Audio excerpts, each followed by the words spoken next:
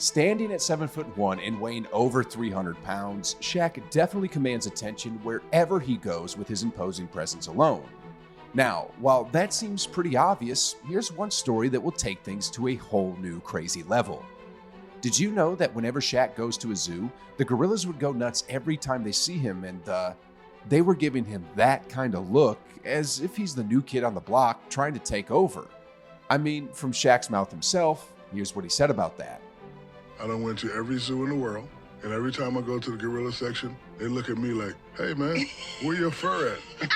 No, for real, for real. That's how they look at me, and then they also look at me like, hey, what am I doing in here and you out there? And they always go crazy when they see me.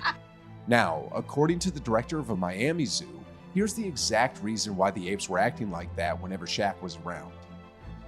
He gets intimidated, and he looks at Shaq and thinks that Shaq's going to take away his girls, and he gets tight-lipped and tries to stand up and make himself look as big as possible, but at the end of the day, he backs off. He knows who's the boss. Man, what a wild story. I'm pretty sure gorillas don't think that way with normal humans. Anyway, guys, off to our next story now. We all know that during his prime, Shaq was the ultimate bully who would punish anyone that stood around the paint. But before getting into the NBA, did you know that Shaq used to bully the bullies around the neighborhood or at a new school to send a stern message that he's not that kid you want to be messing around with? I was bigger than everybody, and kids used to make fun of me, call me names like Shaquille the gorilla. So I hit them because I didn't like it. I went from being a bully to a medium-level juvenile delinquent. My dad and my uncle would be telling me, you're going to get in trouble and go to jail. While admitting to being a bully, Shaq said there was one time when his bullying went too far, and that incident actually made him decide to change course and leave his bad ways behind for good. The moment that changed my life came when I was about 13, and this guy ratted me out for throwing something in class. I caught up with him after school and beat him up. When the kid went down, I kicked him. Then he started having an epileptic seizure. A man ran out of his car and put something in the kid's mouth and got him to stop. If that guy hadn't come, that kid might have passed away, and I had been done. I was a different person from that day on. Anyway, here's another Shaq story that will absolutely blow your mind. According to what I researched, the average shoe size for NBA players is somewhere around 14 to 15. Now, this is where Shaq separates himself from the rest of the pack because he used to wear 22-inch kicks back in his playing days. I mean, to have an idea of just how humongous those shoes were, check this out. Yo. What? Anyway, guys, here's Shaq telling the reason why he wore such big shoes. Shoe size is 20, but I like to wear 22 because when I was young, I couldn't afford proper shoes, so I would have to wear shoes tight. I always get my shoes too big to make sure I have room. Now, from his insane shoe size, let's now move on to another story, which many believed started right here.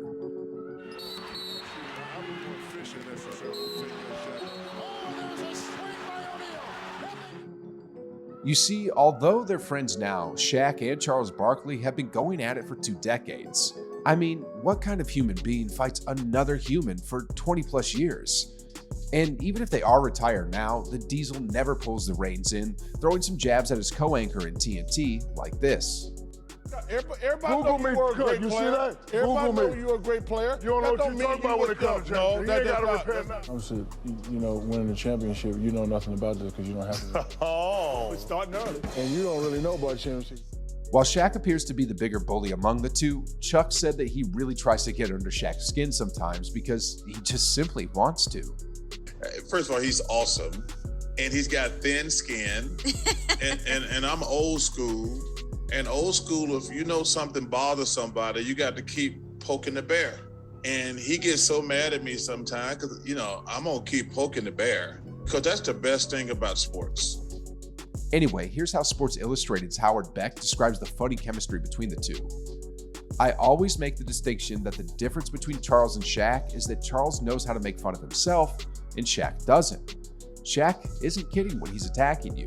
They do admire each other and are friends, but you can tell that Shaq has to win, and that's not the case for Charles.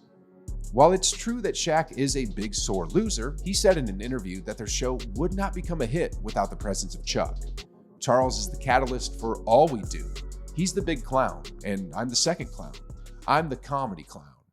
Though the interaction between him and Chuck is completely laughable, there's nothing funny about what happened in the next story we got here. On the night of April 23, 1993, Shaq was just a rookie playing for the Magic, and they traveled to the Meadowlands Arena to battle the Nets in a regular season game. Now, everything seemed to be running just fine throughout the course of the game until Shaq did something we've never seen before. Hill puts it on the floor and stops, and he brought it down. He brought the whole goal. I mean, everyone was shocked when Shaq brought down the entire rim. The arena crew actually had to come and fix it for about 20 minutes just so they could continue the game. Now, that wasn't the first time that he caused chaos on the court, because before the Shaq attack happened, he also did the same thing against Phoenix. Bowie was coming off the bench as Shaquille follows and does bring down the entire back. And it also happened during a shoot of Inside Stuff. Give me your best. Let me see your best.